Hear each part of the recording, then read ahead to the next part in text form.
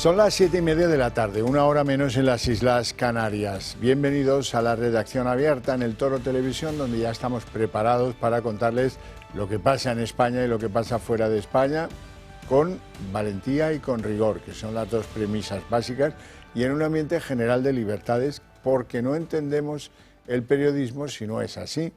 Quieren ver televisiones que son la voz de su Pedro, pues allá cada uno, libertad hay para todos. Creo que tienen como 7 para elegir. Venga, Telepedros, y ahora quieren dar una más. Bueno, en fin.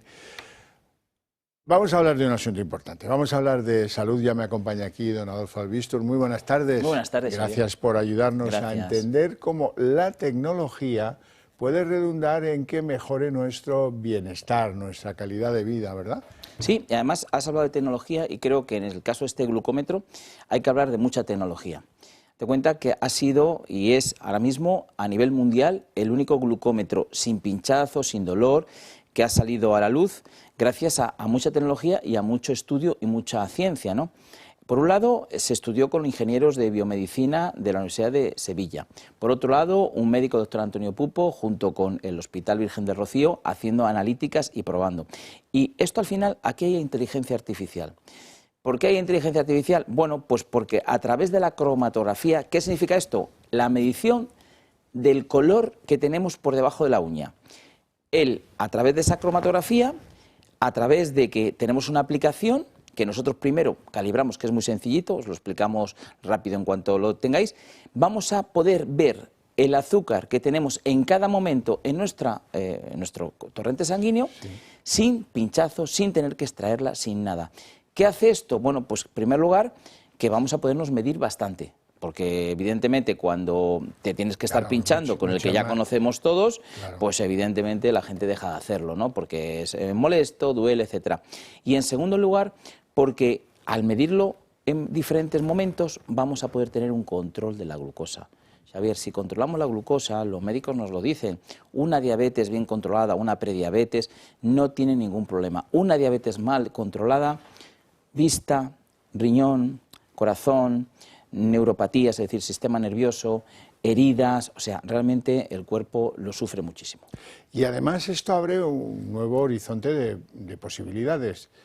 La pedagógica, por ejemplo, porque claro, yo quiero saber cuánto me beneficia a mí en mi glucosa el caminar 1 hora. Bueno, pues me lo miro antes de empezar y me lo miro inmediatamente después de que acabo. Y yo saco mis propias conclusiones. Claro. Esto es a lo que te anima la tecnología. Claro, además, tú lo has dicho, casos muy prácticos. Si yo normalmente no hago un ejercicio y ese día me pongo a hacer ejercicio y yo me miro y estoy con la glucosa un poquito baja, pues tengo que reanimarla, a lo mejor me tengo que comer un plátano, ¿sabes? Algo así para que realmente tú digas, yo mis niveles de glucosa están en los parámetros normales para que mi sangre no se llene de glucosa y mis órganos se dañen, porque las arterias más chiquititas, vista, cerebro, riñón, son las que antes se afectan, claro, son pequeñas, se calcifican y afectan rápido. Así que de esta manera lo vamos a tener súper controlado, que además, fíjate, esto yo lo llevo en un bolsillo y como el móvil también siempre lo llevo, pues ya está, en cualquier momento esto funciona me con lo puedo. Una aplicación que recibe la información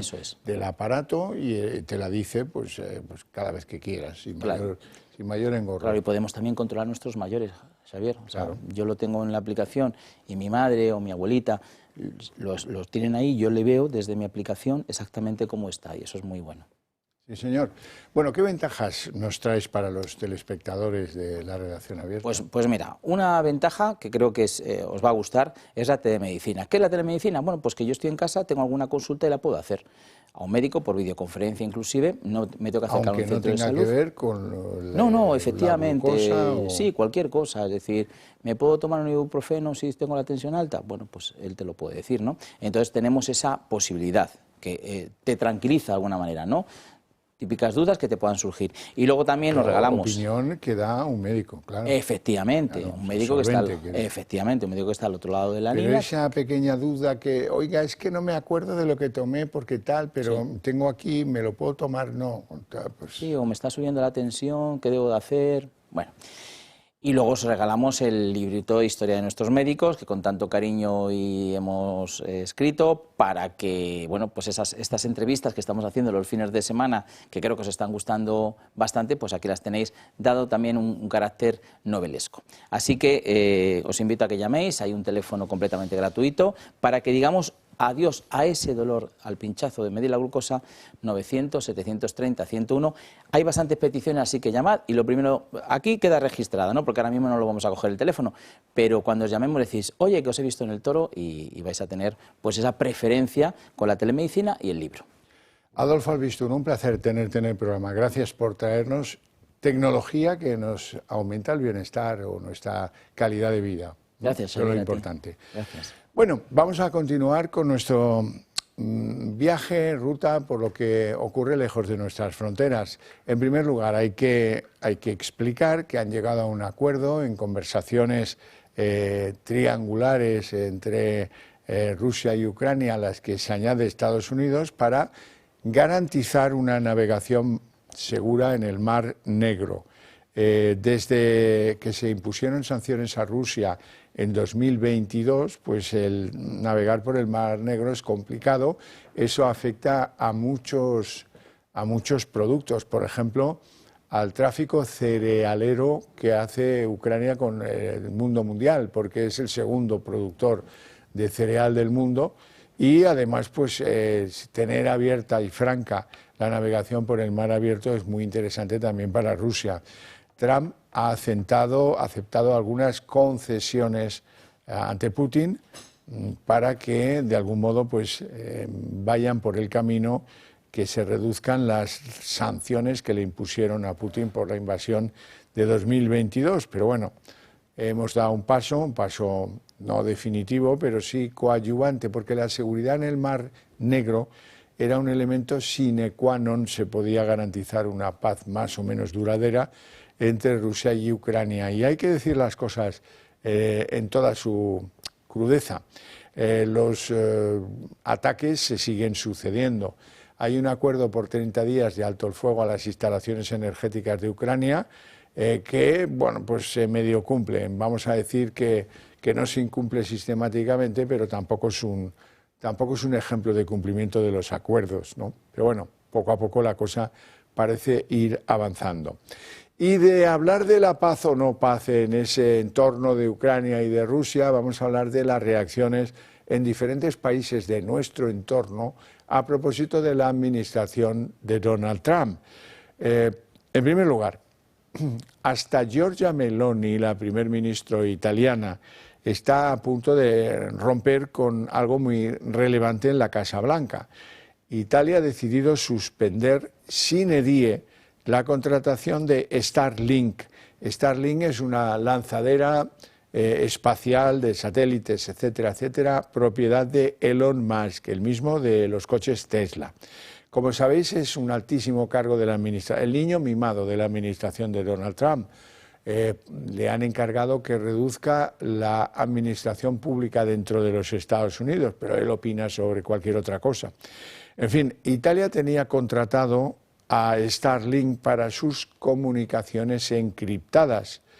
Y bueno, pues esta decisión ha venido a sorprender a muchos, porque la primera ministra italiana ha mantenido fuertes lazos con Elon Musk hasta ahora.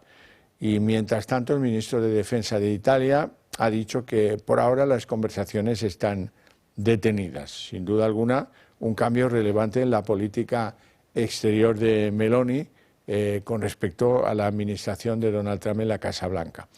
Y no menos relevante ha sido, y esta es una noticia de hace unos días, pero que no hemos podido hablar de ella y yo creo que merece la pena que hablemos de ella, las decisiones del gobierno portugués.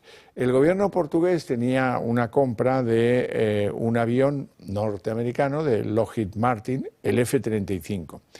Y bueno, pues han decidido renunciar a esa compra. El gobierno de Portugal, con base norteamericana en Lajes, en Azores. Pero, a pesar de todo, han decidido suspender la compra de estos aviones, sin duda un prodigio electrónico y de aparato de guerra, pero tienen una singularidad.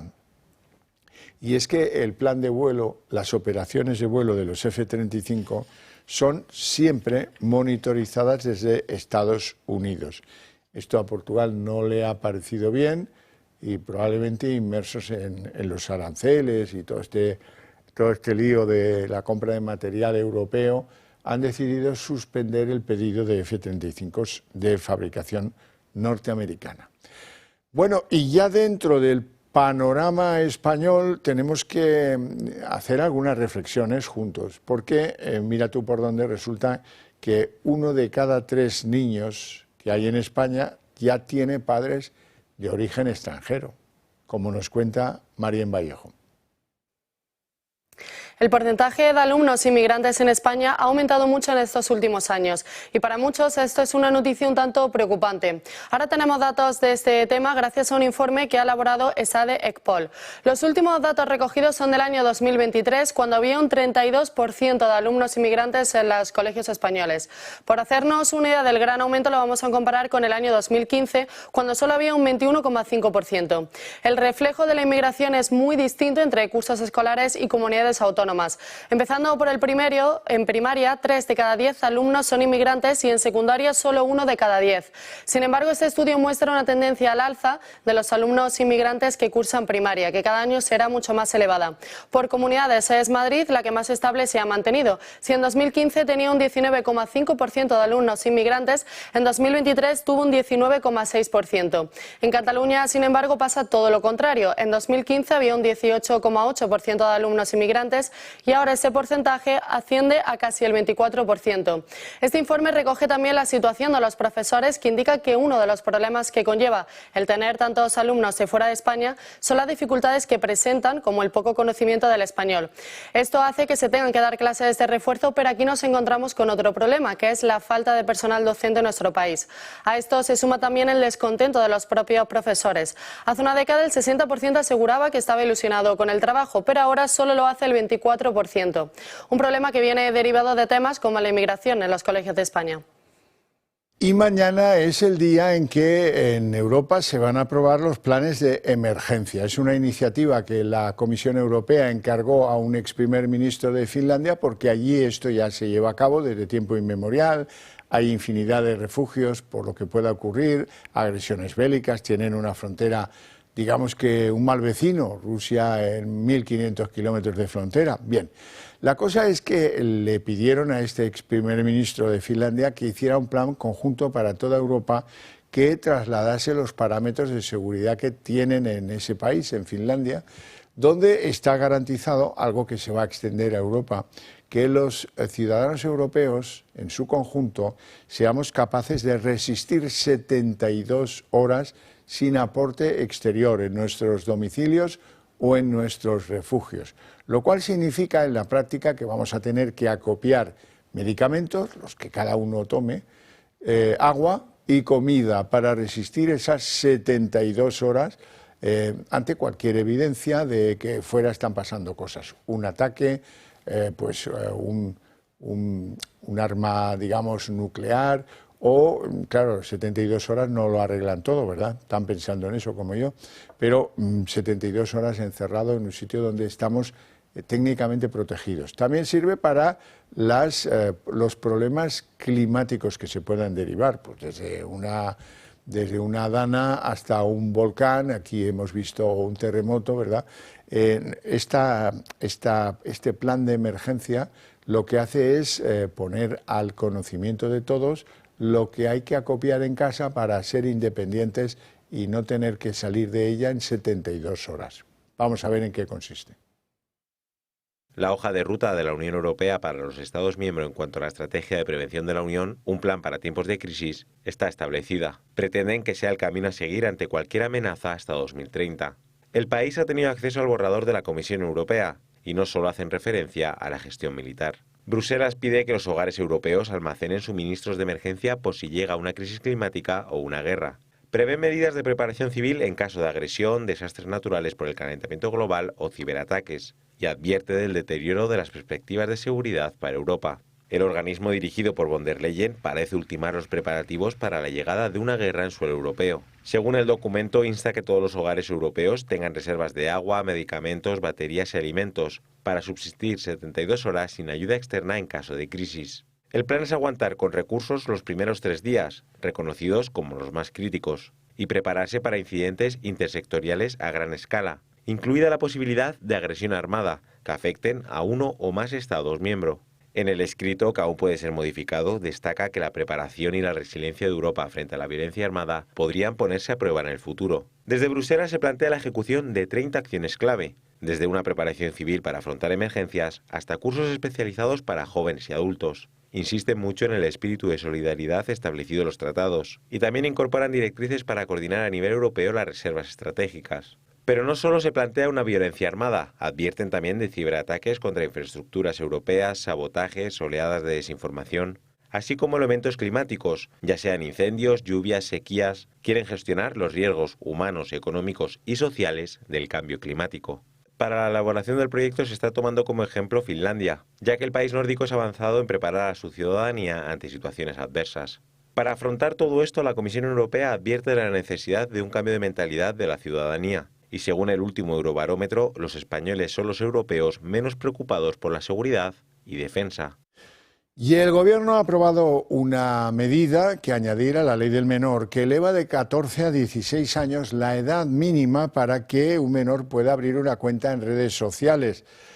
Queda pendiente pues concretar cómo se va a verificar la edad del menor que abre esa cuenta, por ejemplo, de cara a limitar el consumo de pornografía, que es a edades muy tempranas en nuestro país, o el acceso a algunas pues plataformas que se consideran dudosas, por ejemplo TikTok o Instagram.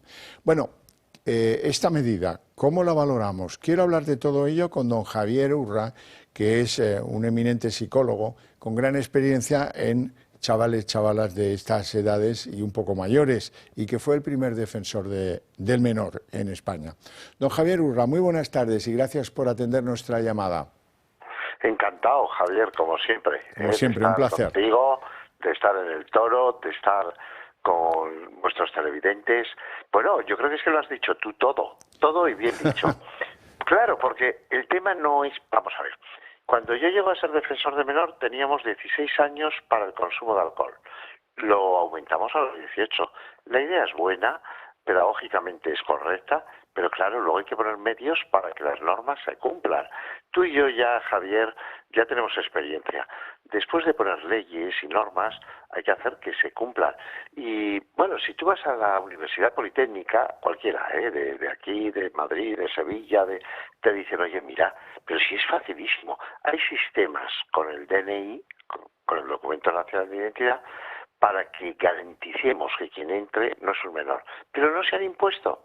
Y entonces ponemos unos sistemas que son bastante fáciles de engañar, bastante fáciles de conseguir, y como tú muy bien decías, hoy tenemos niños de 11, de 12 años que están consumiendo una pornografía violenta, machista, muy perniciosa. Por lo tanto, la línea del gobierno me parece acertada, pero pongamos métodos para que lo que queremos hacer realmente se cumpla.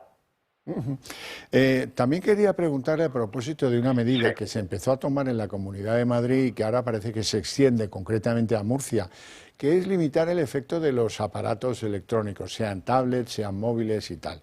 Y están por la línea de que sea 1 hora al día en la educación primaria y hasta 2 horas en la ESO. Ese planteamiento parece que se va abriendo paso en las comunidades autónomas españolas. ¿Qué le parece? Me parece perfecto. Hace ya algún tiempo salíamos de una televisión, la presidenta de la Comunidad de Madrid y yo mismo, y cuando ella iba a coger su coche oficial, pues muy amable, me dijo, y entonces me hizo una pregunta muy similar a la que tú ahora me dices, Javier, y yo le dije, mira, yo doy clases en la calle General Díaz Porlier, que es el centro Cardenal Cisneros, que pertenece a la Universidad Complutense, y no hay teléfonos en mis clases, no hay ordenadores. Y entonces dijo, bueno, y entonces los chicos, digo, nada, los alumnos cogen un papel, lo que hemos cogido toda la vida, un bolígrafo, y escuchan al profesor, que soy yo, y aprenden. Ah, por cierto, tú sabes, Javier, que yo llevo 14 años con 135 profesionales en 3 centros, de anorexia, una consulta, un centro para chicos que han intentado suicidarse o que agreden a sus padres. 14 años. No hay teléfonos móviles, no hay ordenadores. Ah, por cierto, tampoco para los médicos, para los psiquiatras, para los terapeutas ocupacionales, para los psicólogos. No lo hay. Oye, si alguien tiene un problema, pues se va a secretaría y llama. Y si llaman, pues te lo pasan. Pero, por lo tanto, esto de empantallarse es una decisión bastante personal, salvo que no tengas amigos, no te sientas querido y te generes un personaje. No, en la vida tú ahora estás haciendo un programa y bueno, por el WhatsApp que te manden, pues no los contestarás cuando acabes el programa. Es decir, las herramientas tienen que ser para dominarlas. Tenemos un vehículo, un coche, es una maravilla, los coches son una maravilla, pero también lo es caminar o coger una bicicleta. Por lo tanto, me parece bien limitar los tiempos para no generar adicciones, para que esta noche no haya chicos que a la 1 de la noche se sigan despertando porque han captado que les han mandado un WhatsApp y tienen miedo a perder los amigos. ¿Qué amigos tienes que si no contestas a un WhatsApp dejan de serlo? Por lo tanto, en la vida hay que transmitir un poquito más de serenidad, de autodominio, de contacto con la naturaleza, de juego con otros niños, de estar con los abuelos. Ah, qué bien las pantallas, pero como herramienta, pero no como adicción, claro. Ujú. Don Javier Urra, un placer tenerte en el programa. Muchas gracias por tus opiniones. Te deseo una feliz tarde. Igualmente, y pronto me imagino que iré, pero para estar físicamente allí, que ahí es más fácil que nos veamos. Nada me gustará más. Hasta pronto entonces. Un abrazo. Un abrazo. Bien, vamos a hablar de la droga porque ya sabéis que yo estoy muy preocupado por ese asunto porque me parece que nos está cambiando y mucho. Está cambiando la sociedad española y vamos a ir a los ejemplos. Luego ya, si queréis, os echo la chapa de por qué creo yo que hay que cambiar y hay que obligar a que los partidos políticos tomen carta en este asunto. Vamos a ver.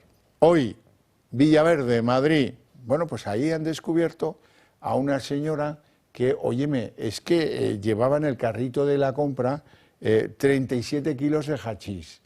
37 kilos de hachís, con una apariencia pues de vecina de barrio, ¿verdad? Que bueno, pues nada, pues sí, llevaba escondidos. Cuando eso pasa a personas de una cierta edad, pues te das cuenta de que, claro, esto es lo que luego han encontrado la policía municipal, ha encontrado en el domicilio de esas 2 personas detenidas, que son 2 hermanos, y de ahí el dinero, el dinerito en efectivo y tal.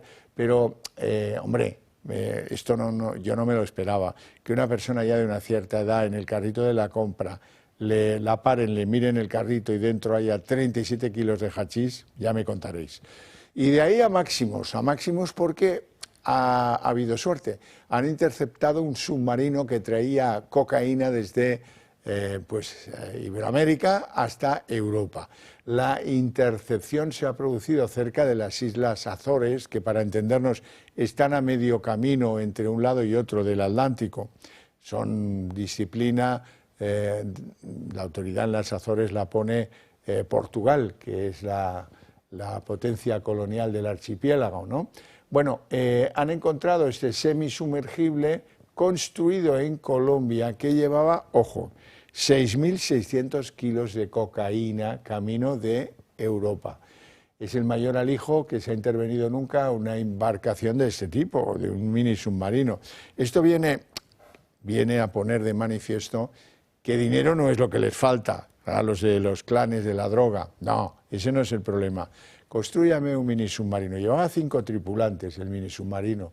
El mini submarino tenía el rumbo bastante claro. Iba a la península ibérica, no sé si a Galicia o a Portugal, pero es igual, a Portugal continental. Azores también es Portugal. Bueno, la cuestión es que estos nos van a torcer el brazo, nos van a doblar el pulso. Y hay que actuar, porque de otro modo pues no saldremos del lío. Fijaros, una provincia bellísima, por cierto, pequeñísima también, por cierto, poco poblada, pues hasta cierto punto poco poblada. Ávila.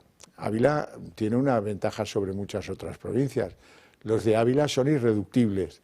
todos los que yo conozco que son de Ávila, ponderan Ávila, bueno, es la octava maravilla, no digo que no, pero que en cualquier caso sienten un profundo amor por su tierra. Bueno, pues hasta en Ávila, donde en Gredos se inauguró el primero de nuestros paradores nacionales de turismo, ¿verdad? Pues resulta que han descubierto, pues, en la provincia de Ávila, una plantación con 4.000 plantas de marihuana, que es esto que veis que está, le parece una jungla. Bueno, naturalmente ya sabéis cómo, esto pues unos ventiladores, unos calefactores para calentar o para refrigerar o para pues lo que demonios sea estas plantas de, insisto, de marihuana. Bueno, pues esto es el propósito de estas imágenes, es que no tengáis ninguna duda que el fenómeno de los narcos y de la droga está muy arraigado tanto en el mundo rural como en las ciudades de España. Y da igual el punto cardinal de que estemos hablando, norte, sur, da igual. Está por todas partes, extendida hasta la barbarie, iba a decir. Pensar algo para cortar el camino de la droga en España tampoco es tan difícil, tal vez aumentando penas, creando juzgados especiales, evitando el blanqueo, persiguiéndolo de forma efectiva, para hacer que muchas de las bandas internacionales de todas las nacionalidades que operan en España, pues de un año para otro vayamos viendo que operan menos. Eso significará que hemos dado con la tecla que es necesaria para que la droga no sea una amenaza de nuestra seguridad colectiva. Ya no digo la drogadicción. Bueno, y de la droga vamos a pasar a daros cuenta de las noticias que nos llegan de la DANA. Hay un trámite legal que para que te consideren fallecido si no se te ha podido identificar con claridad por las razones que sean. El número que os vamos dando tradicionalmente como de fallecidos por la DANA en Valencia era de 224 personas. Se ha certificado hoy el fallecimiento de 2 personas más. Una, seguro que recordaréis el caso, era aquel señor mayor, abuelo mayor, que salvó a los nietos, que los subió al tejado del coche y luego se lo llevó el agua. La otra persona que ya los juzgados consideran legalmente fallecido es una persona que apareció 60 kilómetros más lejos de donde le vieron por última vez o donde le buscaban presuntamente, ¿no? Y nos sigue quedando una persona, una mujer, pendiente del trámite en el juzgado para que sea considerada fallecida también. Así es que el número total de muertos por la DANA se va a elevar a 227 y eso nos desagrada muchísimo, pero así son las cosas y es bueno que ustedes las conozcan y las sepan. Les hablo del CUD, amigos. Es evidente para muchos, para mí entre ellos, es muy evidente que si queremos que nuestras ideas, las que compartimos ustedes y nosotros, lleguen al conjunto de la ciudadanía española y cambien su actuación en política, es muy importante que ustedes nos apoyen, porque si ustedes se fían de esas ideas que compartimos, nosotros estamos en disposición de hacerlas que permeabilicen hacia el conjunto de la sociedad española mucho mejor que si las difundimos a los amiguetes cuando vamos a hacer el vermú al bar o a la familia cuando tenemos una cena familiar, una comida familiar. Así es que ni lo duden. Apóyennos, que es la mejor manera de apoyar lo que ustedes piensan. ¿Y eso cómo se hace? Pues tan simple como llamar al teléfono que aparece aquí debajo, este teléfono 91 616 2464, oiga, que quiero hacerme miembro del Club de Amigos del Toro TV. Y con eso nos estarán apoyando y nos darán las alas que necesitamos para que podamos ser un vehículo de transmisión de nuestras ideas, esas que compartimos.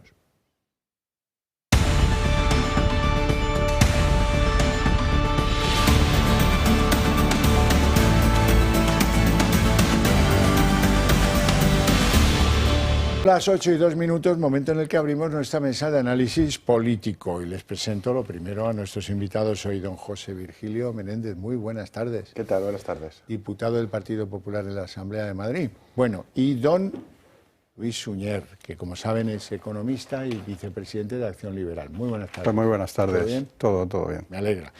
Hoy vamos a empezar por algo inusual, pero a veces asomarse a los problemas pues permite poder opinar adecuadamente de ellos. Y eso es lo que les voy a pedir a mis invitados hoy.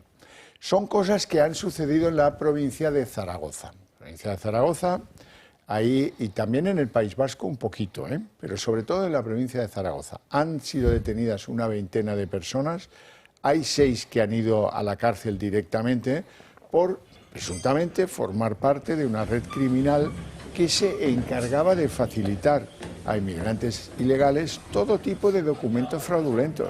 ¿Qué necesitan? Un empadronamiento en mi municipio, toma.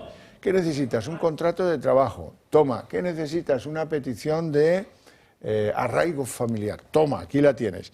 Y la verdad es que eso no es lo más triste es que lo que hacían lo hacían por y para migrantes que habían llegado en patera desde Argelia. Algunos de los detenidos son de esa nacionalidad. Los tenían en un zulo, como si fueran animales, un zulo de 9 metros cuadrados, en condiciones infrahumanas, hasta que les conseguían la documentación. Una documentación por la cual les cobraban, o sea, esto era una mafia de una crueldad extraordinaria, les cobraban entre 10 y 15.000 euros. Depende del número de papeles que exigía, digamos que una fraudulenta incorporación al mundo de los legales o de los legalizados, ¿no? Yo cuando veo estas cosas, hay que aplaudir a la policía, que es quien ha hecho el esfuerzo de investigarlo, de descubrirlo y de ponerlo en solfa, ¿no? Pero, bueno, esto es una evidencia de que nuestra administración pública en general, los ayuntamientos, las comunidades, el Estado, no están suficientemente coordinadas. Porque dime tú cómo consigues hacer 100 contratos falsos de trabajo para que se te cuelen 100.000 inmigrantes consigan la condición de legales sin serlo. O cómo consigues tú 100 declaraciones de empadronamiento o 100 declaraciones de residencia, en fin, que los requisitos, aquí parece que, miren, ¿saben qué les digo? Lo voy a contar. Parece que solo hay un ordenador y que lo tenga Hacienda, que se llama Berta. La Berta funciona. ¿Cómo funciona la Berta? Madre mía. Ahora, para el resto, pues con señales de humo, si acaso. José Virgilio. La propia detención indica que la policía funciona también. Sin duda. La policía y la Guardia Civil en este país es de las cosas que mejor todavía funcionan.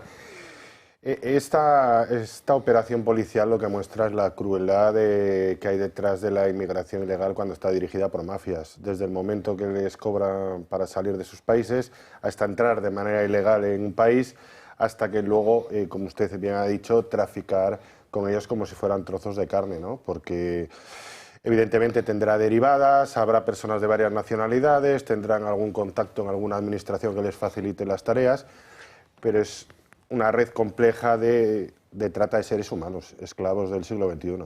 Pero no me imagino yo en Düsseldorf que alguien se atreva a emitir certificados de empadronamiento, tarjetas de la Seguridad Social, contratos de trabajo, porque el control, la fiscalización de esa documentación, no digo yo que no sea exhaustiva, me consta que lo es. He vivido algún caso de personas que pretendían, haciendo las cosas bien, conseguir documentación legal y no lo ponen nada fácil. Pero aquí a la vista está que sigue habiendo agujeros negros.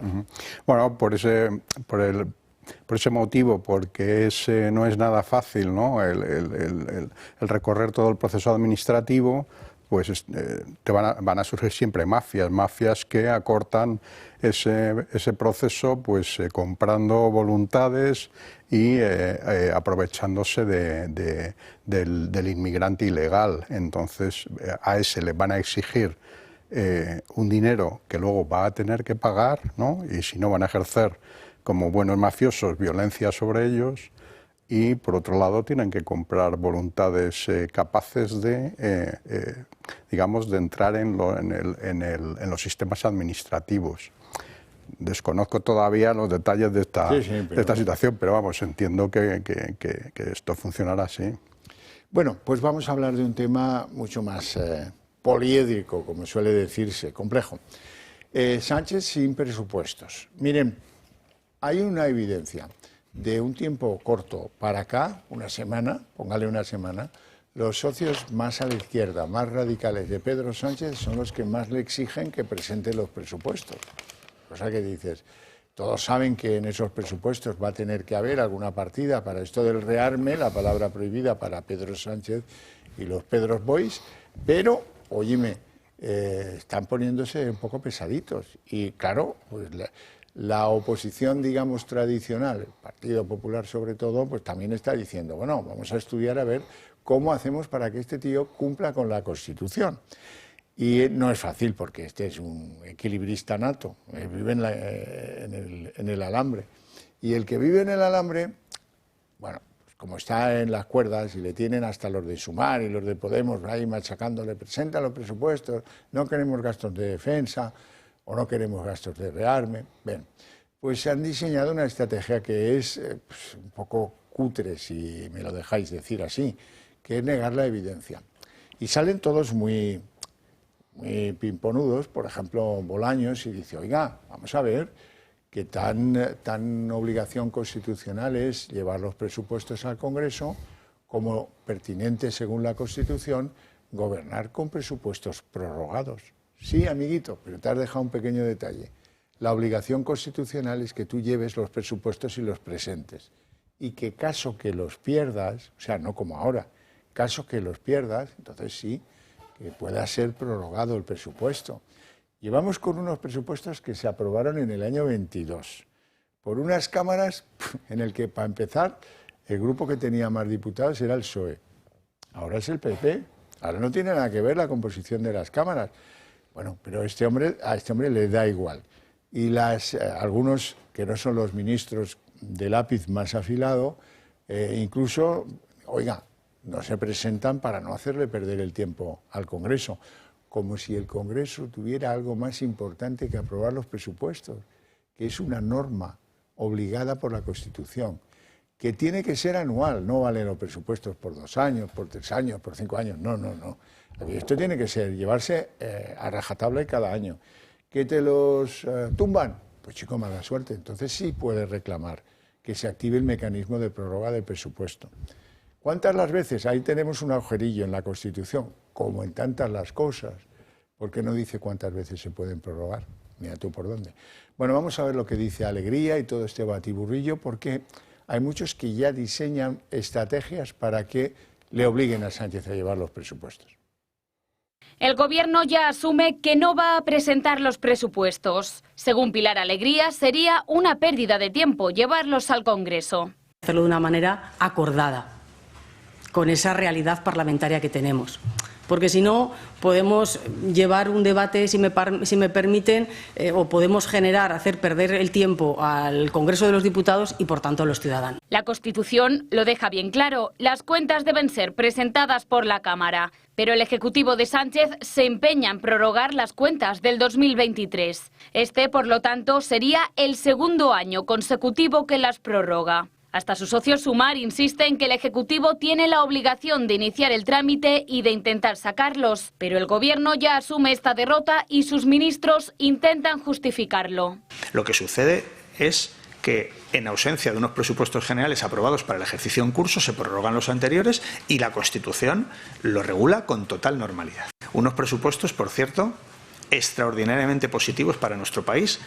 Sin embargo, si Sánchez no acata la Constitución y no presenta los presupuestos, existen 3 vías para llevarlo al Constitucional. Una de ellas es un recurso de inconstitucionalidad por no presentar y aprobar una ley que es obligatoria. Otra vía, un conflicto de atribuciones del Senado contra el Gobierno y contra el Congreso. Y por último, una demanda de amparo ante el Constitucional por omisión del legislador. Ninguna de estas vías es un buen escenario para Pedro Sánchez. Cualquiera de ellas puede hacer que el Constitucional ordene al Gobierno a presentar los presupuestos. Y como esto no es posible, la única opción que tendría Pedro Sánchez sería disolver las cámaras y convocar elecciones. El presidente parece que de momento no contempla este escenario. Sin embargo, según detalla El Mundo, algunos juristas advierten que llegar a las elecciones de 2027 sin presupuestos es impropio de una democracia.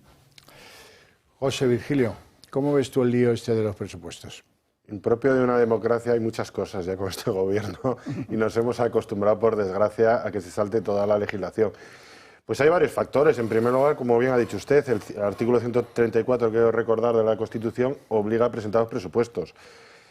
cuando quedan 3 años antes de expirar 3 meses antes de expirar el plazo. En segundo lugar, estamos con unos presupuestos ya prorrogados, que son del año 22. El mundo ha cambiado mucho en 3 años. España ha cambiado. Acuérdense, eran los tiempos de que iba a traer a Puigdemont a la cárcel y que la amnistía era ilegal. Se ha cambiado mucho la política española y ha cambiado el mundo. Hay necesidades nuevas en Europa. Dice Sánchez que él lo que quiere dar es estabilidad, pero si todo está mintiendo una vez más. Todo el mundo sabe que la estabilidad de este país llegará cuando él deje de ser presidente de gobierno y haya una Cámara nueva elegida por los españoles en las urnas. Luis. Bueno, efectivamente el artículo de la Constitución obliga a presentarlo, pero el problema que tenemos es que no estipula, ¿no?, un procedimiento de control o sancionador si lo incumples. Entonces yo creo, en mi opinión, que el señor Sánchez pues está respaldado obviamente por el señor Conde Pumpido. Entonces, si él va a dar un paso es porque el señor Conde Pumpido le ha dicho que le va a apoyar en ese paso, y ese paso consiste en saltarse la Constitución y en Bueno, ahí es no presentar los complicado porque el presupuestos. mandato constitucional respecto de los presupuestos es muy claro. Se han presentado, no se han presentado, pues penalti y expulsión. Lo que sí es verdad, y te lo admito, que teniendo al cancerbero Pumpido allí en el Constitucional, pues le puede dar carpetazo, lo pueden guardar en un cajón, claro, por el tiempo que convenga. Claro, puede estar 10 años ahí, ¿no? Sí. Entonces, y luego, pues lo siguiente es la campaña, bueno, la típica campaña de engaño del Partido Socialista. Es primero miento, luego manipulo, y ahora manipulo diciendo que es que hacemos perder tiempo al Congreso, ¿no? Y finalmente no doy transparencia a lo que voy a hacer. Bueno, pero si me permite, esas declaraciones son como casi siempre de las personas más desahogadas y que les da absolutamente todo igual.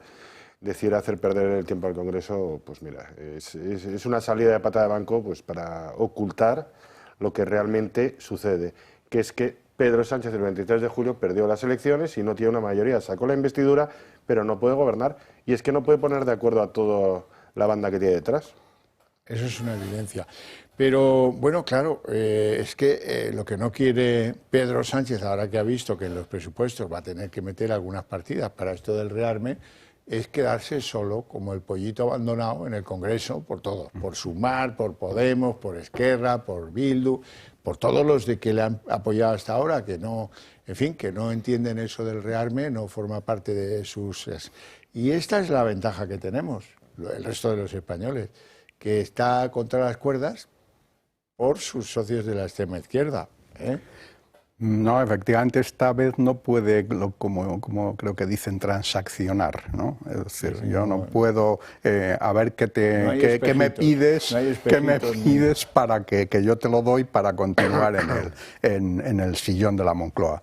En este caso se presenta el aumento en el gasto de defensa, que lo tienes que incluir en presupuesto, porque en realidad no es más que un gasto, es una inversión a largo plazo, porque tienes que comprar más tanques, que comprar más armas, que aumentar tu sistema defensivo.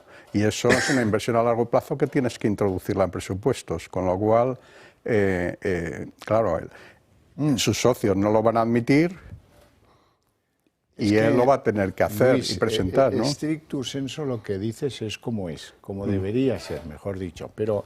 ¿En qué realidad vivimos? Pues en una realidad en la que, como el presupuesto se ha prorrogado, dice el monaguillo Bolaños, no, oiga, que han sido unos presupuestos buenísimos para España, han dado una prosperidad bárbara. Ahí fíjense en los datos de renta per cápita y compárenlos con los países de Europa. Pero es que nos han venido engañando con sus decretos leyes sistemáticamente. Tanto es así que hemos generado, por la vía del decreto ley, que no está previsto para esto, entre 50 y 55.000 millones de deuda nueva.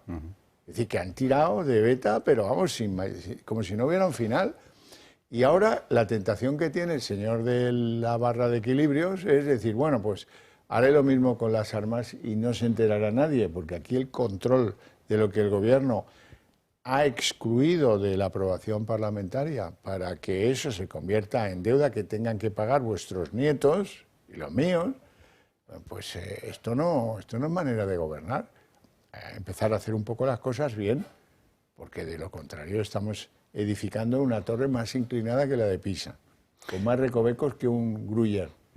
Sí, pero en este caso es un gasto tan significativo, o sea, es un importe tan significativo que obligatoriamente lo tienes que introducir en presupuesto. O sea, no, dentro de un decreto ley no va a caber, ¿no? Sí, pero perdóname una cosa, es que al final es todo más fácil, o sea, olvidémonos del gasto que hay que hacer ahora.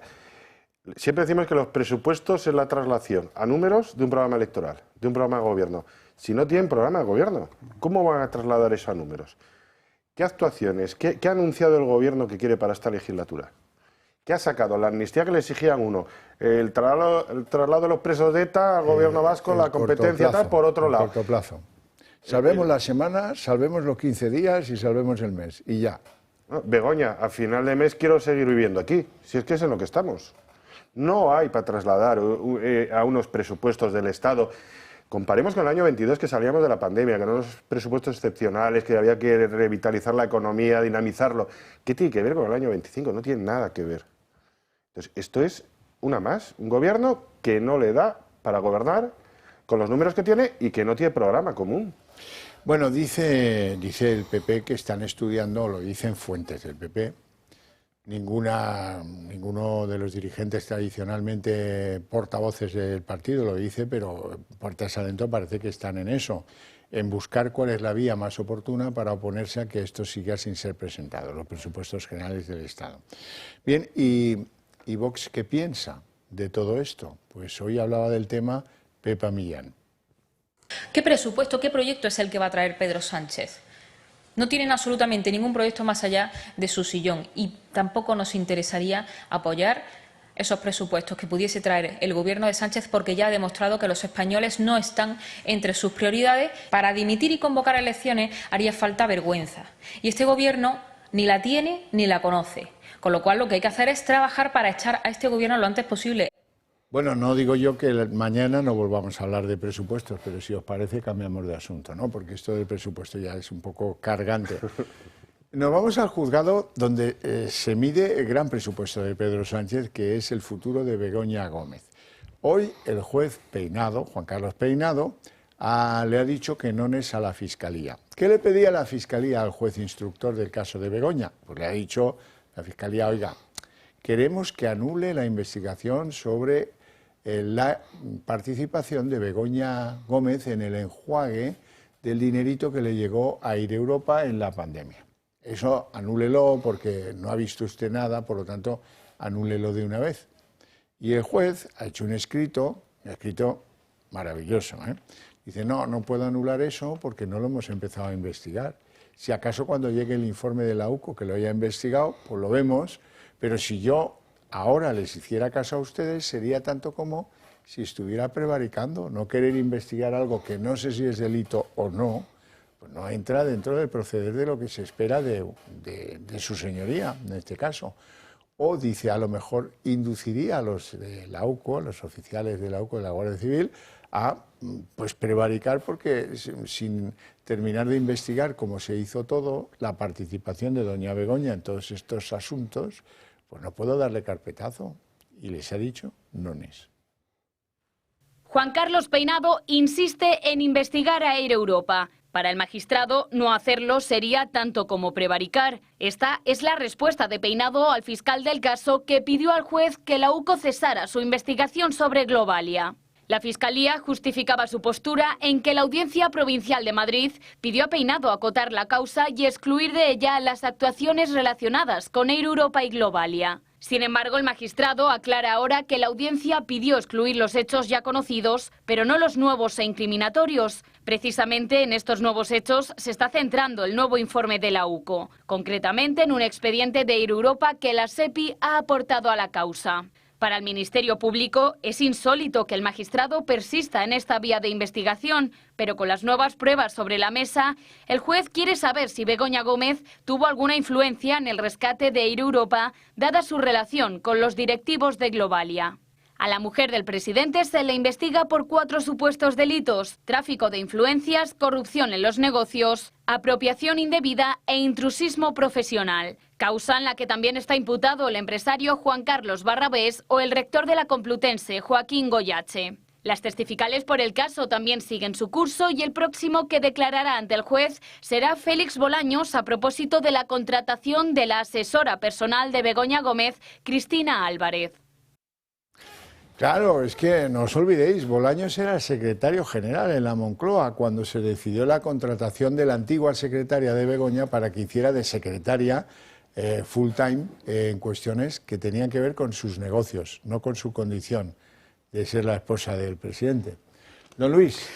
Bueno, el juez primeramente no hace caso, o responde que hay hechos nuevos, eso significa que hay indicios de los que dispone y entonces para eso inicia o continúa esa investigación en este apartado, con independencia de lo que diga la Fiscalía, porque la Fiscalía al final no es más que parte del equipo de defensor de Begoña. Entonces, el juez pues al final se desentiende de esos temas porque realmente él sigue su procedimiento. Si su procedimiento exige que tiene que investigar porque hay indicios que apuntan a ello, pues lo va a hacer. Obviamente. Y luego además fíjense en que el juez Peinado ha ido dejando lo de Europa para más adelante, mientras ha ido citando a unos y a otros para intentar delimitar las responsabilidades de los presuntos delitos que se le imputan a Begoña Gómez.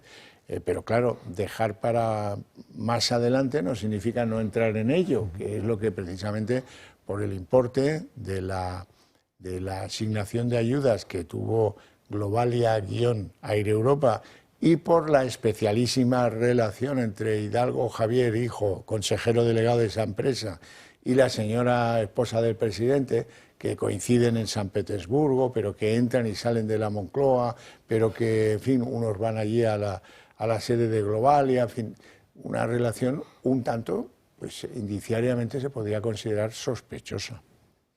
Sí, las investigaciones periodísticas están apuntando a muchos indicios de relación, de conocimiento, viajes a San Petersburgo, a la República Dominicana, reuniones, el rescate de Air Europa, de Globalia en los primeros momentos, acuérdense, de pandemia, cuando menos información había, la inmediatez con la que se hizo, el volumen de dinero. Rapidísimo, un volumen enorme de dinero. Fue 400 y pico millones, pero prácticamente de un día para otro. Al final yo creo que, como en toda investigación policial, siempre hay unos flecos de los que empiezas a tirar y luego debajo hay una gran madeja, que yo creo que es en lo que están ahora los investigadores de la Guardia Civil. Y claro, lo que no se puede es a priori decir, ahí no investigues, no, vamos a seguir tirando. Al final la figura de Begoña Gómez a mí ya me empieza a parecer apasionante, ¿no? Es una mujer que va a dar para una serie de Netflix. Una doña nadie que llega, emprendedora. Imagínate, si quieres te regalo el título, Trinco Woman. Por ejemplo, bueno, podría estar bien. Pero es una mujer que, bueno, una emprendedora que llega, acaba haciendo un máster en la universidad sin tener estudios universitarios, mujer de negocios, que está donde están las empresas del IBEX, a la cual reciben. Y yo creo que es que vamos tirando de hilos y ella aparece en el escenario muchas veces en el centro, ¿eh? Sí, y su condición de inocencia a veces cuesta entenderla. Yo, si me permite, José Virgilio, no la llamaría empresaria, sino es la típica pícara que está buscando las rentas, ¿no? Rentas públicas, ¿no? A través de la influencia, ¿no? Que le permite su marido. Emprendedora, ¿no? Era una ironía, ¿eh? Sí, lógicamente. Sí, ya la habíamos visto así antes. Bueno, y la UCO está trabajando en tantos asuntos que luego la critican porque se ha equivocado en la moneda del chalet de Ábalos en Colombia. Bueno, hombre, pero hay que ser comprensivos. Están trabajando y de qué forma. Ahora están investigando si la trama corrupta que se esconde debajo de Ábalos o que está por encima de Ábalos, no lo sé, estaba pagando un chalet en las afueras de Madrid que utilizaban Ábalos y la que durante unos telediarios fue su novia, porque yo ya me pierdo con todo esto. Andrea es la chica con la que compartió este chalet, que tampoco es la cosa más rimbombante de la moraleja, por lo que parece. Bueno, ¿no? pero es que son muchos así. Sí, eso es verdad. Eso, la cabañita o lo que sea, eso hay que ver quién lo paga, quién lo paga y por qué lo paga. Que en Rivas va hacia Madrid es, bueno, pues nada, en Rivas, ¿no? A lo mejor era un capricho de Andreita, no lo sé. Andreita ayer nos sorprendía a todos porque hizo una comunicación diciendo que le insultan y no sé, la amenazan y no sé cuántas las cosas, y añadía una coletilla, un postdata. Dice, me lo pago yo todo, que no es como antes esto, ya no tengo relación con él y ahora me lo pago yo todo. Muchas gracias, Andreita, por el detalle, porque teníamos algunas dudas, ¿no? Sobre, bueno, claro, qué interés tiene Ábalos si no es sacarle hasta las entresuelas, ¿no? Claro, bueno, yo también me pierdo porque ya no sé ubicar en el tiempo a cada una de las novias de Ábalos. Pero bueno, sí hay un modo de actuación común, que es yo te pongo casa, te pongo piso, te pongo empresa pública para que recibas un sueldo y de esa manera... y tú no vas a trabajar. Claro, bueno, de esa manera te mantengo, ¿no?, a costa de los contribuyentes. Y yo creo que ese es el nexo común en todas y cada una de las novias de... Eso que dices es muy importante, porque parece que el ministro te hace el empujón, el dedazo, y te mete en la administración. No, no, no. El ministro te mete para que te paguen en la administración, pero tú ya has hablado con él de que eso no va a significar que tú tengas que ir allí a fichar a las 9. No, hombre. Bueno, en el caso de Ábalos parece que había tres tipos de mujeres, que eran las exmujeres, que parece que son legión, las novias y las prostitutas, porque es que hay que decirlo así, no son ni novias ni compañeras. Y el drama es que se acaba todo esto de dinero público. O sea, todos los que nos están viendo y nosotros tres estábamos pagando aquí los vicios de este guarro corrupto, que además era el número 2 del PSOE, que era ministro de Fomento y de Transportes, y que ha estado metido en 1000 contrataciones del Estado. Es que yo creo que estamos viendo las ramitas, es que esto no tiene fin. Pues sí, la verdad es que sí. Bueno, y por cierto, el que juega con fuego se acaba quemando. Zapatero, hace muchos años, pero al mismo tiempo otros de la casa madre del socialismo español, se han caracterizado por tener, bueno, pues una fluidez en Venezuela extraordinaria. Por ejemplo, Aldama y su socio, el de Villafuel, ¿no?, que iban a ver a Ángel Víctor Torres para decir, necesitamos unas instalaciones para hacer una refinería en Tenerife, ¿no? Bueno, pues ahora resulta que viene el tío Trump y nos va a meter un viaje por culpa de la importación de crudos y de gas venezolano de AUPA, pero eso os lo cuento después de la publicidad.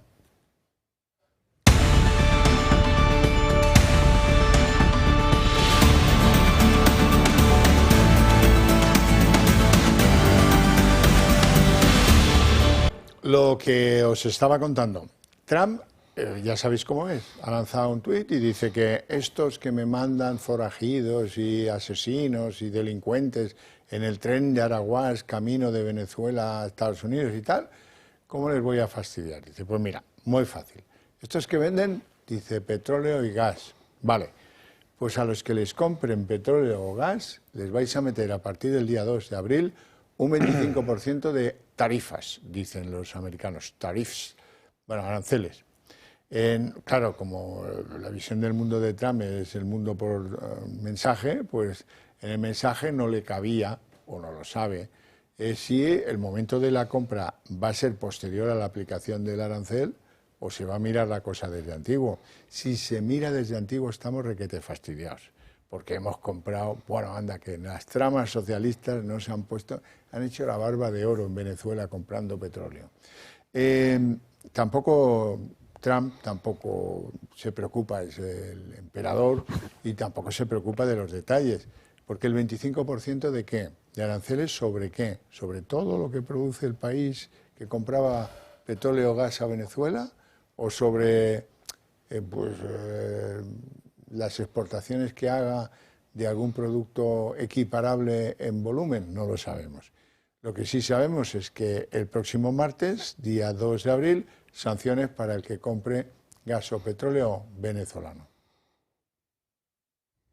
Cualquier país que compre en Venezuela petróleo o gas se enfrentará a aranceles del 25%. Así lo ha anunciado Donald Trump, sin especificar si estos aranceles afectarán a todas las exportaciones del país comprador a Estados Unidos, ni si tendrá carácter retroactivo. Esta imposición, bajo el nombre de arancel secundario, afecta a España, ya que según la Corporación de Reservas Estratégicas de Productos Petrolíferos, nuestro país es cliente de Venezuela. Importó más de 3 millones de toneladas de petróleo en 2024, una cifra que supera el 110% de la cantidad importada en 2023. El anuncio llega por un comunicado a través de la red social del presidente. El presidente Donald Trump anunció hoy que los Estados Unidos de América impondrán lo que se conoce como un arancel secundario sobre el país de Venezuela, por numerosas razones, incluyendo el hecho de que Venezuela ha enviado, a propósito y con engaños, a los Estados Unidos, de forma encubierta, a decenas de miles de criminales de alto nivel y de otro tipo. Muchos de ellos son asesinos y personas de naturaleza muy violenta. En el texto se menciona el Tren de Aragua, una banda criminal de Venezuela que ha sido catalogada como organización terrorista extranjera por Estados Unidos, y pone fecha. Los aranceles se aplicarán en una semana, el 2 de abril. Desde el Gobierno garantizan que habrá una respuesta por parte de España. Si esos aranceles, lógicamente, afectan directamente al sector, a los sectores productivos de nuestro país, a los productos, lógicamente, no solamente también españoles y europeos, como ya ha sucedido en el caso del acero y el aluminio, Europa, lógicamente, trasladará, y España trasladará, por supuesto, una respuesta contundente en defensa, por supuesto, al producto, a los productos españoles y, por tanto, a los productores españoles. El 2 de abril coincide con el anuncio de Trump de aranceles a la Unión Europea.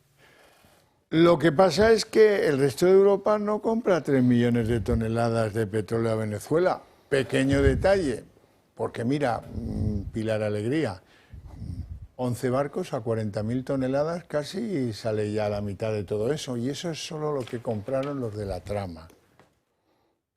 Luego está lo que compró Zapatero, lo que compró el otro, lo que intermediaron, ¿verdad? Claro, ese es el problema. Ese es el problema, las malas amistades. Bueno, en primer lugar, es la respuesta contundente de Pilar Alegría, ¿no? Pues me recuerda también a nuestro ministro de Asuntos Exteriores, que también decía que las respuestas iban a ser contundentes. Y claro, un no actor, ¿no?, a nivel internacional como es España, ¿no?, respecto a una potencia hegemónica, pues bueno, como que se deben estar riendo. Pero bueno, vamos al asunto venezolano, donde yo creo que en este caso, o sea, me aparto del debería ser por el tema de aranceles, que yo como liberal pues siempre estoy en contra de los aranceles. Pero lo que veo es que hay tres instrumentos. Uno, la invasión armada. Esa sabemos que no va a ocurrir. Otras son las sanciones económicas, que visto lo que ha ocurrido en Rusia, ¿no?, vendiendo su petróleo a través de la India, pues en realidad no han sido efectivas. Entonces recurre a esta tercera, ¿no?, herramienta, donde genera un montón de ruido y genera además, y yo creo que él ve el pánico, ¿no?, de a quien se lo quiera aplicar. Entonces, bueno, pues por eso cada vez que hay una cuestión que hay que resolver de alguna manera, saca el tema de los aranceles. ¿Por qué? Pues porque es el único instrumento que yo creo que han visto que genera una cierta reacción. Y una asfixia en el país que tiene que vender ese petróleo y ese gas. José Virgilio. Ya esta forma de hacer política no me gusta, porque durante todos los años de la Guerra Fría uno de los motivos de superioridad que teníamos respecto al bloque soviético comunista era la superioridad moral de que éramos Occidente, que hacíamos las cosas en base a la democracia, a los estados de derecho y demás. Lo de amenazar a golpe de tuit y crear guerras comerciales, pues desde luego a mí no me va. Además yo creo que es muy injusto las generalizaciones. En primer lugar, echar a venezolanos a cascoporro, a decenas, a centenas, a miles, puede llevar a que alguno de los exiliados venezolanos tenga que volver al régimen de Maduro, y eso me parece peligrosísimo. Y en segundo lugar, estas guerras comerciales como tal, guerras, sabemos cómo empiezan, no cómo acaban. Yo creo que es mejor siempre la diplomacia internacional que el ir a todo tipo de guerras, sean económicas, arancelarias o sean bélicas. Bueno, tengo que contaros la reacción. Ayer veíamos aquí en este programa que a Cándido Conde Pumpido le había sorprendido y mucho, le había pillado sin que lo esperase, que la Audiencia de Sevilla plantease una cuestión prejudicial al Tribunal de Justicia de la Unión Europea a propósito de las sentencias sobre los ERES. Las sentencias sobre los ERES decidió el Constitucional que ni Chávez ni Griñán ni el resto de la comparsa tenían responsabilidad en malversación alguna y los indultó. Bueno, pues muy bien. Eso, el Tribunal Constitucional no puede enmendar una sentencia porque no es Tribunal de Justicia, se lo manda a la Audiencia de Sevilla para que lo hagan allí, para que ajusten la sentencia a lo que tiene dicho el Constitucional, y la Audiencia de Sevilla le sale respondona al hombre del Constitucional y le dice: mira, esto que lo decida Europa, si te parece bien, bien, y si no, pues estos son lentejas. Y ahora lo que pretende, ni más ni menos, Conde Pumpido, que se ha visto, como digo, muy sorprendido por esto y que ve que ahí en Europa puede perder pues el favor que le exige Pedro Sánchez, lo que quiere es cercenar la capacidad de la Audiencia de Sevilla para que pueda plantear ese tipo de cuestiones. ¿Cómo lo va a hacer? Lo tiene muy complicado, porque el tribunal que juzgó a los de los ERE es la Audiencia de Sevilla. ¿Quién si no? ¿Quién con más derecho hay por delante para plantear la cuestión prejudicial? Sí, al final Conde Pumpido lo que quiere hacernos ver es que es un tribunal de última instancia y que una vez que ya emite sentencia ya no puede recurrir a ningún lado.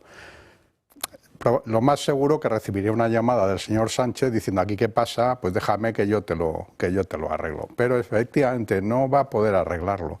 ¿Por qué? Porque la última instancia no está en el Tribunal Constitucional, está en el Tribunal de Justicia de la Unión Europea, sobre todo cuando se piensa que se ha vulnerado alguno de los tratados o de los derechos, ¿no?, que protege la Unión Europea. Y uno de esos, pues aunque no le guste a Conde Pumpido, es la malversación, es decir, el robar el dinero del contribuyente pues para tus propósitos, ¿no? Y no generar ámbitos de impunidad para el político. José Virgilio. Es un escandalazo político. Es un escandalazo político todo el tratamiento que están haciendo, intentando lanzar un mensaje de que los ERES no existieron. Al final es el mensaje, es la campaña electoral de María Jesús Montero, es el intento de recuperar Andalucía y no les duelen prendas a saltarse el Estado de Derecho. Y es más, es la deriva, al final significa la deriva autocrática que está teniendo Sánchez en todo. Está dando pasos muy peligrosos de vulnerar nuestra democracia y yo creo que en este caso las instancias superiores europeas creo que de alguna manera le van a reconvenir al Constitucional para que no se meta en esos asuntos. Bueno, vamos a hablar de Telepedro, no saben con qué placer lo hago. En primer lugar, hoy explicaba Pilar Alegría que, bueno, que esto sí, que se está pensando en ello, pero que es un plan consensuado, ya sabéis lo que quiere decir consensuado, ordeno y mando y ya está, con el sector. Una tele más, que ya irónicamente la llaman Telepedro. Se ha aprobado en el Consejo de Ministros un Real Decreto sobre el Plan Técnico Nacional de la TDT. Saben que además que cada vez que ha habido en nuestro país un avance tecnológico en esta materia, se ha aprobado un plan nacional. Así sucedió cuando se cambió del sistema analógico al digital y ahora vemos con el cambio de la alta definición a la ultra definición, que es en el momento en el que estamos hoy. Un plan, quiero también trasladarle a todos ustedes, que ha sido debatido y consensuado con el sector ya desde junio del año pasado. Además, en estos momentos, la práctica totalidad de todos los países europeos emiten ya en esta nueva tecnología que supone, sobre todo, dar una mayor calidad para la ciudadanía. Muchas gracias por la calidad que nos da, muchas gracias por habernos mantenido los últimos, porque la mayoría de los países ya lo tienen. Muchas gracias porque esa será la manera, muy probablemente, de abrir un espacio para la Telepedro. ¿Y cómo van las gestiones de la Telepedro? Pues van fatal. Fíjense, ha habido un encuentro del hombre O'Gurlian, que ahora es el presidente de Prisa, que se ha enfadado muchísimo con Pedro Sánchez y sobre todo con su pues analista de cabecera, con Contreras, que es el hombre que está detrás del invento este. Le han comido... Vamos a ver, ¿por qué está Contreras vendiéndole a Pedro por las noches, cuando se reúnen a tomar whiskies, vendiéndole que necesita una tele más y ya tiene 7? Hombre, porque una tele más es la oportunidad para unos cuantos de forrarse mucho, mucho, mucho. Esa es la verdadera razón. Vale, O'Gurlian, ellos querían que pusiera la cara y el bolsillo. Y O'Gurlian ha dicho, no, yo no pago una tele que no tiene futuro porque tiene un espacio muy limitado y además defendiendo lo que va a defender, que es a Pedro y a su gobierno, pues el éxito está bastante alejado, ¿no? Se opuso, echó a Contreras del Consejo de Prisa y se la tienen. Y parece que hay un intento de que este tal O'Gurlian, que es francés pero de origen armenio, libanés y no sé qué cuántas cosas más, ha tenido una reunión con Felipe González, que está muy interesado en el país, por lo visto, y en Prisa, ¿verdad? Y con la idea de meter en la ecuación al millonario mexicano Carlos Slim, muy amigo de Felipe González, por cierto. Y dicen que algunos creen que esto es un frente para oponerse a los deseos imperiales de Pedro Sánchez. Pues es interesante la pelea, ¿eh? Uh-huh. Sí, bueno, esto tiene varias cuestiones. Una sería los problemas de financiación, ¿no? O la inversión a largo plazo. Es decir, lo que han visto es que en montar una Telepedro, ¿no? Sí, yo te prometo que te voy a regar con publicidad institucional, pero claro, ellos descuentan, bueno, este señor igual en 2 años, o lo más probable es que en 2 años ya no esté. Luego nosotros ya no vamos a tener el respaldo de la publicidad institucional y entonces esto va a ser ruinoso.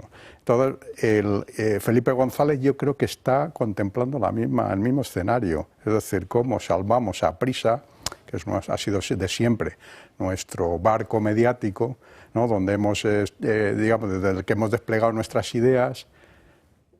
Si en 2 años este señor no va a estar y a lo mejor, ¿no? el grifo de la publicidad institucional, que es de lo que viven, porque no creo que sea rentable ese grupo per se, ¿no?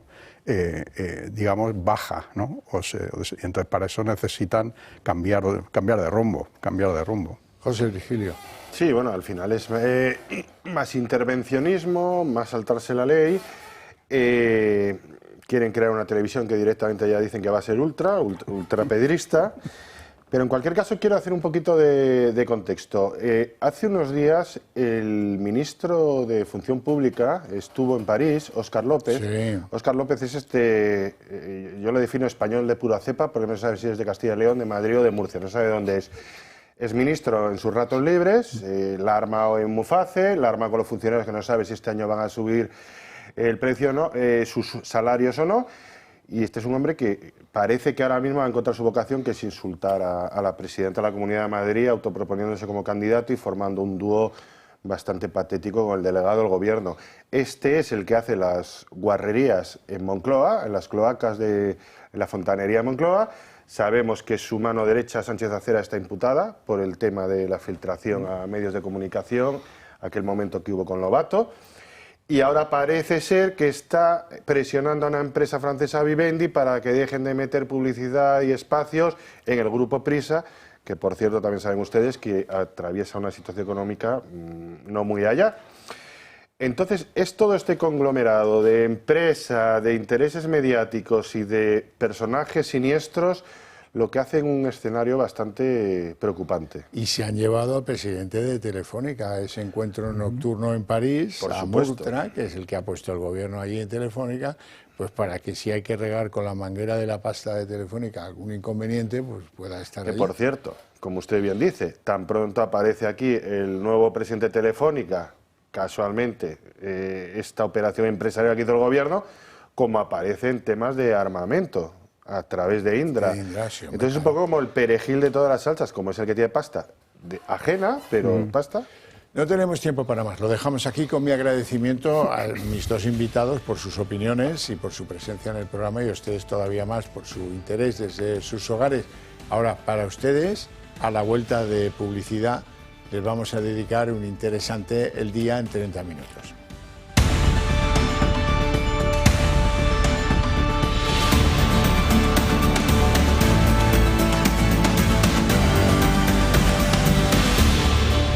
El Día en 30 minutos. Bueno, es la insistencia de la izquierda radical sobre el gobierno la que lleva a Sánchez a sentirse entre las cuerdas, rodeados por aquellos antes socios que ahora le reclaman que lleve los presupuestos a las Cortes, en parte porque ahí es donde tiene que poner el aumento de los gastos que tienen que ver con el rearme o con la defensa, como ustedes prefieran.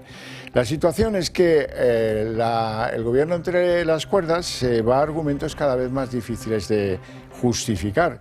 Hoy explican la situación en la que se encuentran diciendo que, hombre, tan constitucional es llevar los presupuestos o cuestionar por no hacerlo como gobernar con prorrogados. Y eso no es del todo cierto, porque el gobernar con presupuestos prorrogados es una consecuencia de haber perdido la votación en las Cortes de unos presupuestos que se tienen que presentar. Y esa es la obligación constitucional. Por lo tanto, si no pierdes la votación en el Congreso, no puedes invocar la prórroga de los presupuestos. Mientras todo eso sucede, el principal partido de la oposición, el Partido Popular, está al parecer pensando ya en cómo llevar al Constitucional el desinterés del Gobierno por llevar y probablemente perder los presupuestos en las Cortes. Sí, los socios no se plantean llevarlo al Constitucional, pero acusan a Sánchez de estar incumpliendo la Constitución y ayer incluso Podemos acusaba al presidente del Gobierno de estar cayendo en cierta deriva autoritaria. Hoy era Pilar Alegría, la portavoz del Gobierno, la que defendía esa decisión de no llevarlo al Congreso para no hacer perder tiempo al resto de los grupos parlamentarios y, atención, comparaba su situación con la de otras autonomías del Partido Popular. Es el caso de la Comunidad de Madrid y también de Castilla y León. Ella asegura que allí en 6 años solo se han aprobado 3 presupuestos generales. Hacerlo de una manera acordada, con esa realidad parlamentaria que tenemos. Porque si no, podemos llevar un debate, si me permiten, o podemos hacer perder el tiempo al Congreso de los Diputados y, por tanto, a los ciudadanos. Ha habido gobiernos autonómicos, en el caso, por ejemplo, de la Comunidad de Madrid o en el caso de Castilla y León, en 6 años de gobierno, 3 ejercicios presupuestarios han aprobado. Es en este Congreso donde se deben tramitar y votar los presupuestos generales del Estado, que el Gobierno no ha tenido a bien todavía presentar, pese a ser un mandato constitucional, y que hoy, lamentablemente, en nuestro país están vigentes de forma prorrogada los presupuestos no del 2024, sino los de 2023. Si, como parece, Pedro Sánchez no está dispuesto a perder sus presupuestos en el Congreso por diferentes grupos políticos que ya le dicen que no los van a apoyar, pues entonces seguiremos con unos presupuestos que, miren la paradoja, datan del año 2022, cuando la composición de la Cámara era completamente diametralmente opuesta. El PSOE era quien tenía más diputados entonces, ahora es el Partido Popular. Ahora, fórmulas para hacer que Sánchez presente los presupuestos, pues sí, hay algunas, aunque todas dependen del Constitucional de Cándido Conde Pumpido. La primera es un recurso de inconstitucionalidad. También pueden plantear un conflicto de atribuciones desde el Senado contra el Gobierno y el Congreso. Y, en tercer lugar, pueden plantear una demanda de amparo ante el Tribunal Constitucional contra el grupo político que ha omitido el deber de presentar los presupuestos. El Gobierno ya asume que no va a presentar los presupuestos. Según Pilar Alegría, sería una pérdida de tiempo llevarlos al Congreso. Hacerlo de una manera acordada, con esa realidad parlamentaria que tenemos. Porque si no, podemos llevar un debate, si me permiten, o podemos hacer perder el tiempo al Congreso de los Diputados y, por tanto, a los ciudadanos. La Constitución lo deja bien claro. Las cuentas deben ser presentadas por la Cámara. Pero el Ejecutivo de Sánchez se empeña en prorrogar las cuentas del 2023. Este, por lo tanto, sería el segundo año consecutivo que las prorroga. Hasta su socio Sumar insiste en que el Ejecutivo tiene la obligación de iniciar el trámite y de intentar sacarlos, pero el Gobierno ya asume esta derrota y sus ministros intentan justificarlo. Lo que sucede es que en ausencia de unos presupuestos generales aprobados para el ejercicio en curso se prorrogan los anteriores y la Constitución lo regula con total normalidad. Unos presupuestos, por cierto, extraordinariamente positivos para nuestro país. Sin embargo, si Sánchez no acata la Constitución y no presenta los presupuestos, existen tres vías para llevarlo al Constitucional. Una de ellas es un recurso de inconstitucionalidad por no presentar y aprobar una ley que es obligatoria. Otra vía, un conflicto de atribuciones del Senado contra el Gobierno y contra el Congreso. Y por último, una demanda de amparo ante el Constitucional por omisión del legislador. Ninguna de estas vías es un buen escenario para Pedro Sánchez. Cualquiera de ellas puede hacer que el Constitucional ordene al Gobierno a presentar los presupuestos. Y como esto no es posible, la única opción que tendría Pedro Sánchez sería disolver las cámaras y convocar elecciones. El presidente parece que de momento no contempla este escenario. Sin embargo, según detalla El Mundo, algunos juristas advierten que llegar a las elecciones de 2027 sin presupuestos es impropio de una democracia. A los presupuestos autonómicos, Carlos Mazón, el presidente de la Comunidad Valenciana, se ha venido arriba después de que ayer Alberto Núñez Feijóo respaldase ese acuerdo con el que llegó con Vox para sacar adelante las cuentas públicas. Él ha dicho que se siente orgulloso de ese acuerdo con los de Santiago Abascal y ha acusado a Sánchez de no tener lo que hay que tener para ir a la Comunidad Valenciana, para visitarlo en las últimas semanas, y ha asegurado que si no tiene presupuestos, si no los va a presentar, debe irse. Que cada uno asuma su responsabilidad. Yo he asumido la mía. ¿Habrá algo más importante que los presupuestos de la reconstrucción en la Comunidad Valenciana? Allí están presentados. Hemos cumplido con nuestra obligación. Si tú no tienes lo que tienes que tener para presentar los presupuestos de la reconstrucción de la desgracia más grande de España, es que no te mereces ser presidente del Gobierno de España. Y tras el pacto de la Comunidad Valenciana, siguen en el aire el resto de acuerdos en las autonomías gobernadas por el Partido Popular y que antes compartían esa gestión con los de Abascal. Es el caso de Murcia. Hoy su presidente, Fernando López Miras, parece haber asumido parte de las políticas de Santiago Abascal en inmigración y en política medioambiental. Ellos aseguran que su discurso sigue siendo el de siempre, pero van a ver cómo sus palabras recuerdan mucho a las que llevan pronunciando durante semanas los de Vox.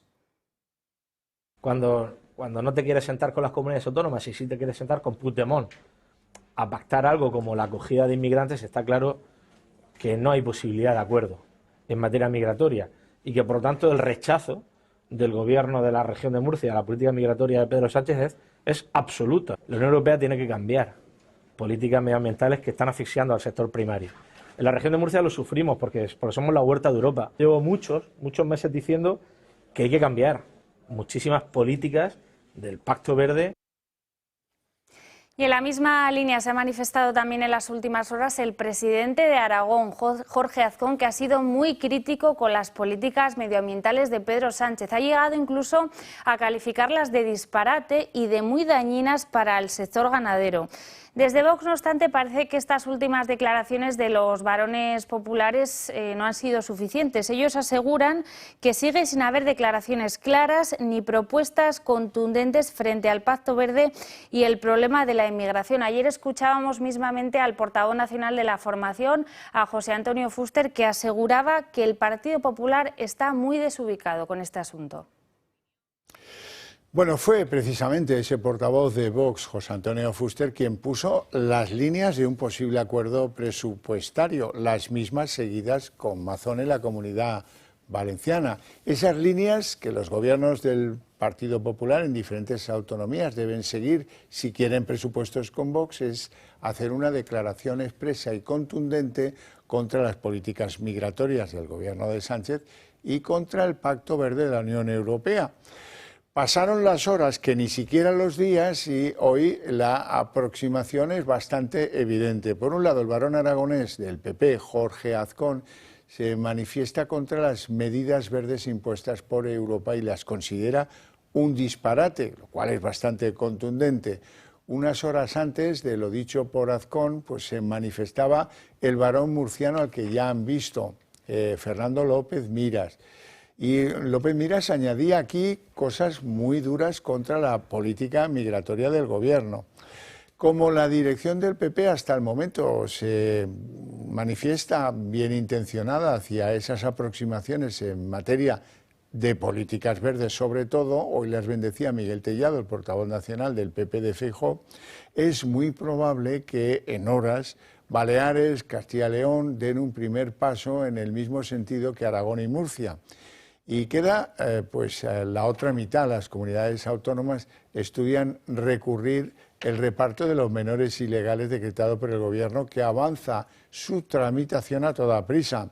Salvar el escollo de pronunciamientos contrarios a la migración ilegal es, por tanto, lo que sigue separando a PP y a Vox para alcanzar posibles nuevos acuerdos de presupuesto en las comunidades donde el PP no goza de mayoría absoluta. Y en la página de tribunales parece que ese posible planteamiento de una cuestión prejudicial de la Audiencia de Sevilla contra la sentencia del Constitucional que absuelve a los condenados por los ERE no ha gustado nada al presidente de este órgano, a Cándido Conde Pumpido. Según fuentes de la Corte de Garantías, el exfiscal general del Estado estaría intentando poner sobre la mesa impedir que este instrumento europeo se pueda usar cuando la sentencia objeto de debate haya sido dictada por el Tribunal Constitucional.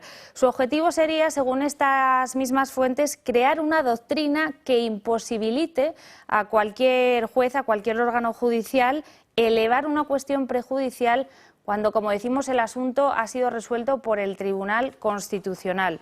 Hace solo unas semanas conocíamos ese planteamiento por parte de la Audiencia de Sevilla, que acusaba al Constitucional de haberse extralimitado de sus funciones y de contravenir el derecho europeo con su revisión de los ERE. El juez que instruye el caso Begoña Gómez, Juan Carlos Peinado, ha rechazado hoy una petición que le había hecho la Fiscalía para que se renunciara a la investigación del rescate de Air Europa, en el que supuestamente pudo haber participado Begoña Gómez. Esta es una de las últimas etapas de la causa abierta contra la esposa del presidente del Gobierno.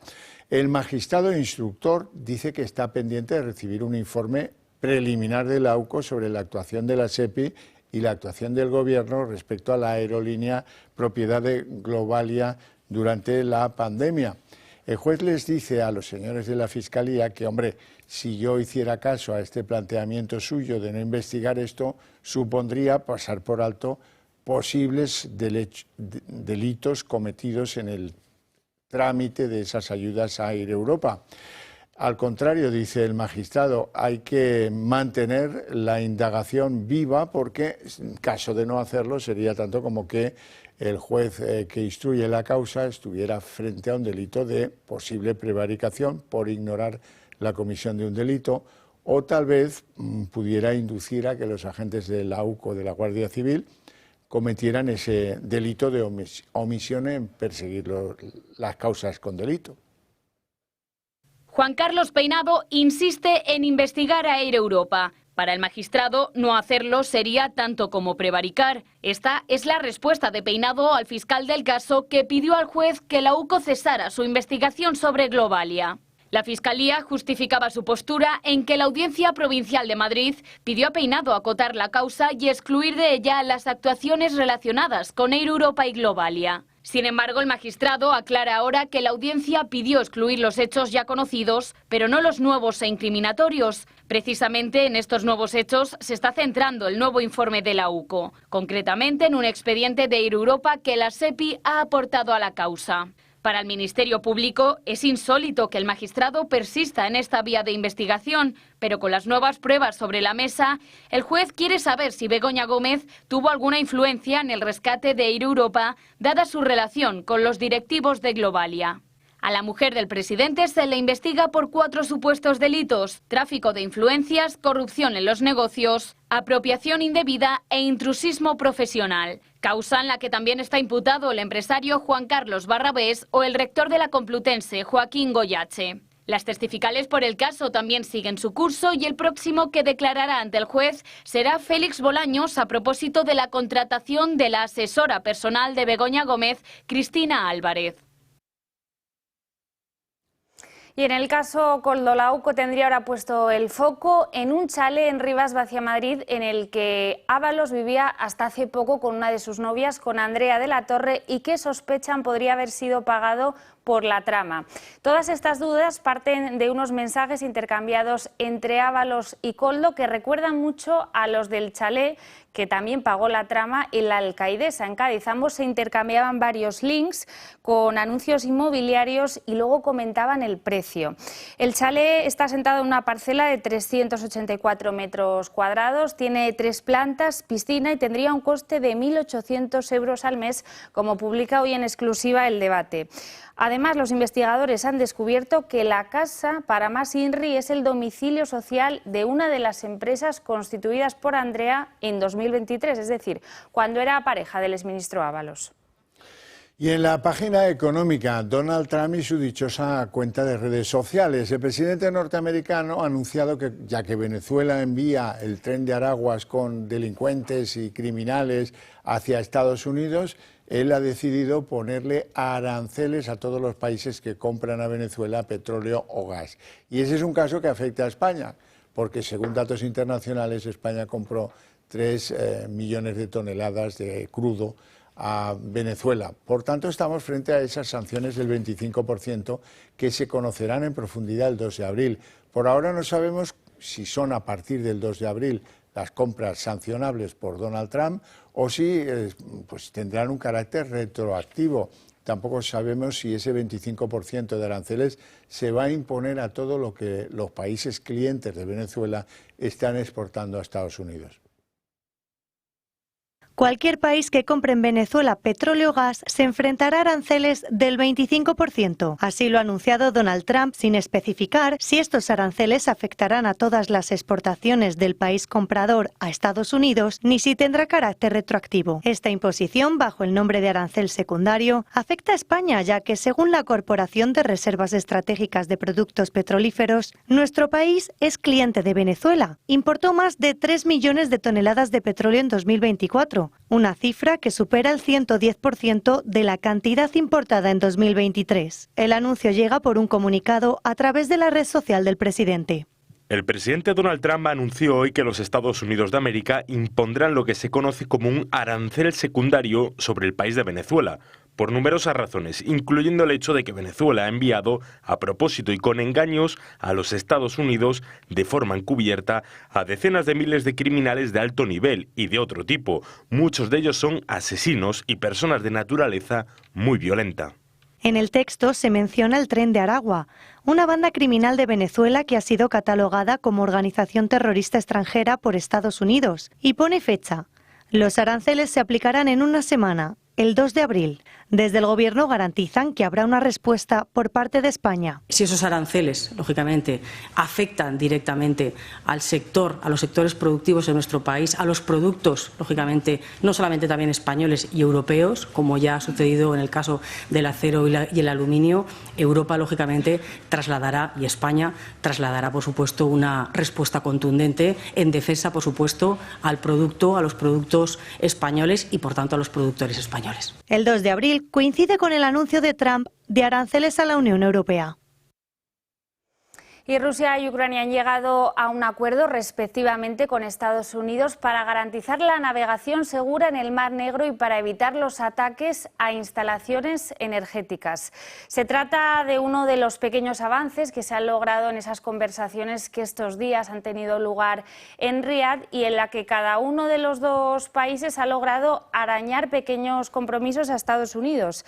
En el caso de Ucrania, Donald Trump se ha comprometido también a ayudar a lograr el intercambio de prisioneros de guerra, la liberación de civiles o el regreso de niños ucranianos transferidos a la fuerza. Ojo, porque Rusia ya pone condiciones a este alto el fuego en el Mar Negro. Asegura que antes deben levantarse sanciones europeas al sector agrícola.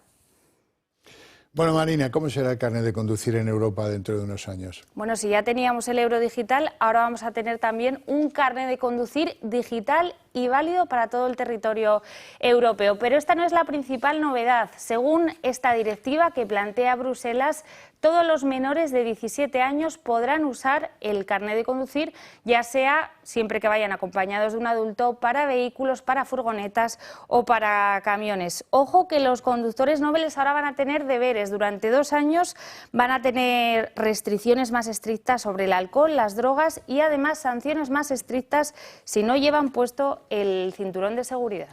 Bueno, hasta aquí el día en 30 minutos. Les deseamos una feliz noche a todos, especialmente a aquellos que continúen con la señal del Toro Televisión. Y les dejamos con el mejor análisis de Estados Unidos con Sandra Meco. Hasta mañana.